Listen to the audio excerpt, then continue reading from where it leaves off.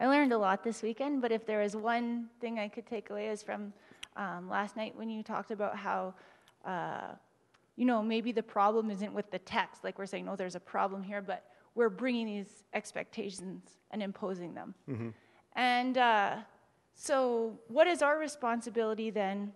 I would say, as a church, aren't we putting these expectations, like as a group, isn't that kind of what the church does, though, is saying, this is how to read the Bible and putting these expectations? Mm-hmm. So how could we do a better job of that? And I'm also thinking, like the lady last night, like, how do I raise my kids? Sure.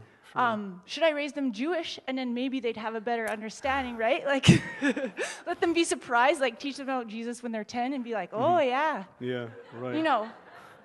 I don't. Well, the thing, we're always, we always put expectations on our reading of the Bible. No one's free of expectations. I think the question is, what kind of expectations are we putting on it? And as simplistic as it sounds, and I think this is where, like, the Wesleyan tradition has a lot to offer here, where, and in some respects, I think, to the Lutheran tradition, of consciously thinking what seems to us most consistent with our knowledge of how this story ends, which is in the death and resurrection of Christ, and a Christ-centeredness of how we read the Bible. And that's at least a place to start. To me, that's a kind of expectation. I think that's what I'm seeing in Paul and the gospel writers. That's their expectation. Whatever God is doing here is absolutely central to how we even understand Israel's story from the very beginning. The thing is, you can't script that. That's the hard part. You can try to live it, which may be as important with kids as anything, right? But I can't offer, and here's how you do it, right? That's what the church community is for, in my opinion. But to be fair, you do have a book that you've published that I have a copy of it that talks about how to. The big yellow one, or the one about like the teaching the Bible to your kids. Oh yeah, it's her book. Oh yeah, he doesn't want to plug his own wares, but if anyone wants to look at it, I do have a copy of it. Anybody familiar with the name Susan Wise Bauer? One person. That's pathetic. Anyway, she's a good friend of mine. We went to seminary together, but she's sort of a big homeschooling person, but not the crazy kind. Just a really stable homeschooling person. She's sort of like a guru in America about that. Anyway, a few years ago, we talked about writing a children's curriculum together, and it was the hardest thing I've ever done in my life. I would rather write 10 doctoral dissertations than one book explaining Pharisees to 6-year-olds. And my kudos to all those Sunday school teachers who finally figure out how to do it.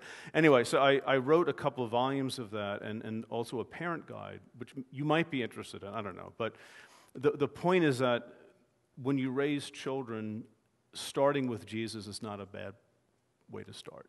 And then letting other things sort of center around that so that their study of Scripture already has a Christ-centeredness built into it, rather than treating Scripture as something else where Jesus is sort of at the end and you sort of figure things out that way. So we introduce kids to Jesus the way Jesus introduced himself to people through the parables, which are hard to interpret to adults, let alone kids, but we try it, and we start with that, and we look at what the kinds of things Jesus says, the kinds of things that he taught, and we try to emphasize that for the first 4 years of school, grades 1 through 4. Then, when they're in middle school, you start getting into Israel's larger story, and you start putting some of those pieces together.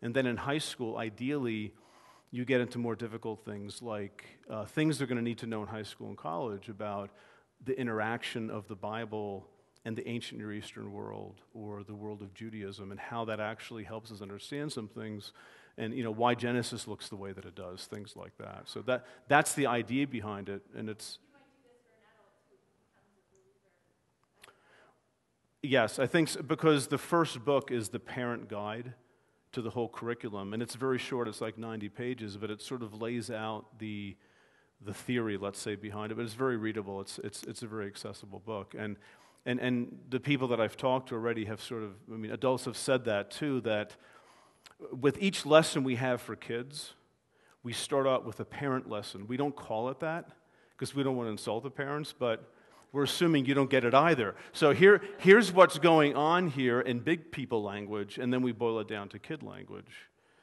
to sort of start with Jesus and be reoriented that way in how we look at the Bible. Ryan? Yep. Last one.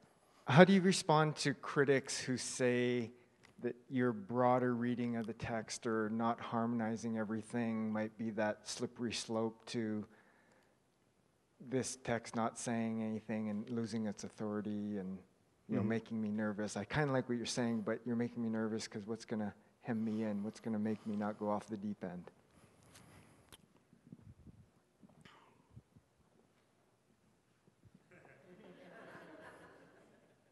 That's how I'd respond. No, I'm just kidding.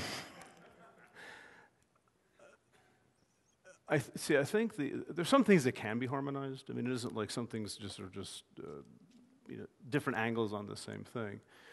But I think the tendency to want harmonization is, again, an expectation that we're putting onto the Bible of a certain way that it should be, a certain way that it should act. It should be harmonious. All the pieces should fit together perfectly. You shouldn't have Nathan saying two things, one in 2 Samuel and one in 1 Chronicles.